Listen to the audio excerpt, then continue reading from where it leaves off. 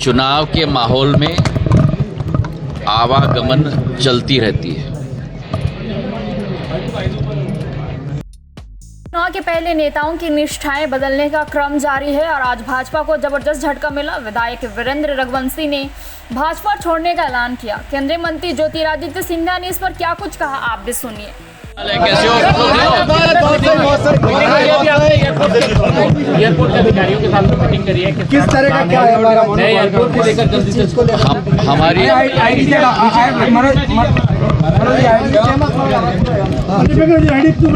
हमारी यही कोशिश है और आप लोगों ने भी देखा होगा कि जिस तीव्र गति से हम लोग कार्य कर रहे हैं, चाहे एयरपोर्ट के विषय में हो, चाहे एलिवेटेड रोड के विषय में हो, चाहे बाड़ा के मल्टी लेवल कार पार्किंग की बात हो, चाहे हमारे चंबल की पानी की योजना की भी बात हो। मैं हर सोमवार को समीक्षा बैठक लेता हूं सारे विकास और प्रगति की योजनाओं की। खासकर जो हमारा एयरपोर्ट है, हमारी कोशिश यही है कि एक नया कीर्तिमान भारत के इतिहास में हम लोग स्थापित करें। इस एयरपोर्ट का शिलान्यास 16 अक्टूबर 2022 को गृह मंत्री जी के द्वारा हुआ था। साधारण तौर पर देश में इस स्तर का एयरपोर्ट करीब 2.5 से 3 साल लगते हैं उसके निर्माण कार्य के लिए, और हमारा लक्ष्य यही है कि एक नया कीर्तिमान हम लोग स्थापित करें। मेरी कोशिश है कि इसी वर्ष के अंत के पहले इसका पूर्ण समर्पण भाव के साथ जनता के लिए हम इस एयरपोर्ट को समर्पित करें, और उसी टारगेट के तहत हम लोग चल रहे हैं। आप देख रहे हैं कि तीव्र गति से कार्य भी हो रहा है। देखो, जैसे मैंने आपको सदैव कहा है, चुनाव के माहौल में आवागमन चलती रहती है। जो परिवर्तन हमने मध्य प्रदेश के इतिहास में केवल एक बार पहले, जब मेरी आजियम्मा ने सीख सिखाया था बीपी मिश्रा जी की सरकार को, सिद्धांतों और मूल्यों के आधार पर, और उसी इतिहास जिस कांग्रेस की सरकार ने वादा खिलाफी इस मध्य प्रदेश की हर जनता के हर वर्ग के साथ, चाहे वो किसान हो, चाहे वो नौजवान हो, चाहे वो महिला हो, और भ्रष्टाचार का आलम अपने 15 महीनों की सरकार में की थी। ये कोई साधारण बात नहीं है कि कैबिनेट के 6 मंत्री कैबिनेट मंत्री त्याग पत्र दें 15 महीने बाद।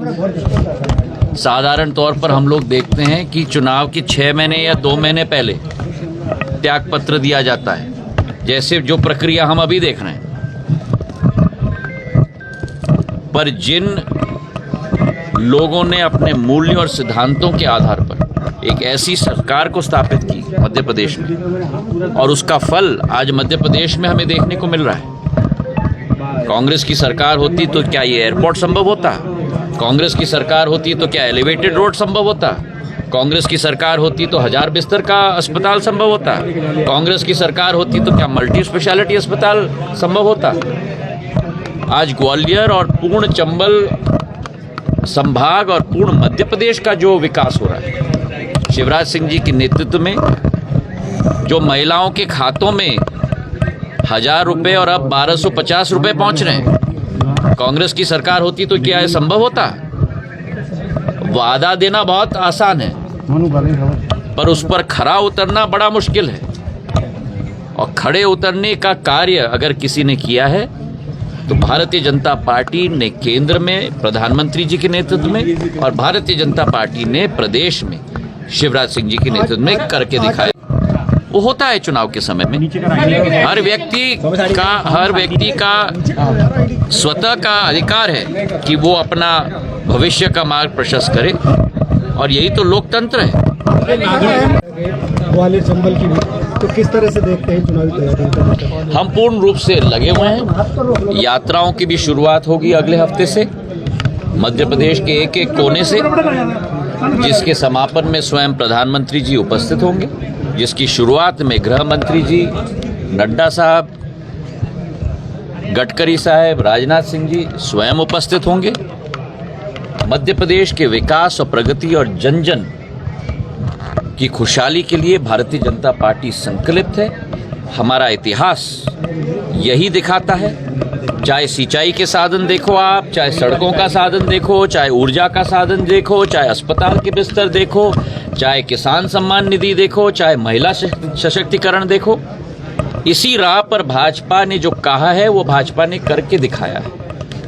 और आज जनता के दिलों में स्थान भारतीय जनता पार्टी ने पाया है और मुझे पूर्ण विश्वास है कि 2023 और 2024 दोनों के चुनाव में प्रधानमंत्री जी के नाम पर पूर्ण रूप से भाजपा की सरकार मध्य प्रदेश में भी और केंद्र में भी शिवराज सिंह जी के काम पर और प्रधानमंत्री जी के नाम पर स्थापित होगी।